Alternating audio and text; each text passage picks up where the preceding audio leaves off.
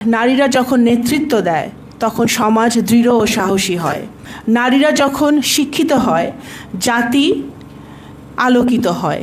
সবাইকে আন্তর্জাতিক নারী দিবসের শুভেচ্ছা জানাই। একই সাথে আজকের অনুষ্ঠানে আমাকে আমন্ত্রণ করার জন্য আপনাদেরকে অনেক অনেক ধন্যবাদ জানাই। আমি একজন ক্ষুদ্র রাজনৈতিক কর্মী, একটি দায়িত্বে আছি, কিন্তু বাংলাদেশের নারীদের সমস্যা, তাদের ভাবনা, তাদের চিন্তা সবসময় আমাকে চিন্তিত করে এবং সবসময় কিন্তু আমি আপনাদের সাথে আছি, এটা আপনারা মনে রাখবেন।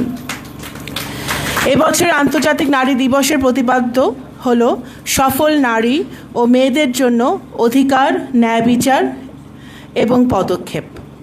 এই শব্দগুলো আমাদের মনে করিয়ে দেয় যে প্রতিটি নারীর মর্যাদা নিশ্চিত করা শুধু আমাদের নৈতিক কর্তব্য নয়, এটা বরং একটি জাতীয় অগ্রগতি সুনিশ্চিত পথ নির্ধারক।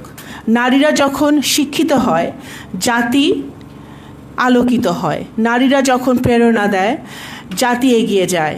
নারীরা যখন সমৃদ্ধ হয় সমাজ সমৃদ্ধ হয়।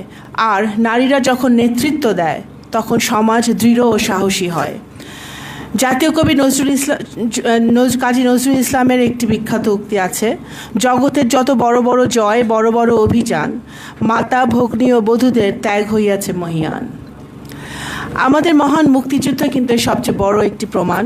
1971 সালের রক্তস্নাত এই দিনগুলোতে আমাদের বীরাঙ্গনা এবং অগ্নিকন্যারা যে অপরিসীম সাহসিকতা দেখিয়েছিলেন, যেই বাংলাদেশের স্বাধীনতা সার্বভৌমত্বের জন্য যে তারা যেই ত্যাগ করেছিলেন, সেই ত্যাগ কিন্তু আমরা সারা জীবন মনে রেখেছি।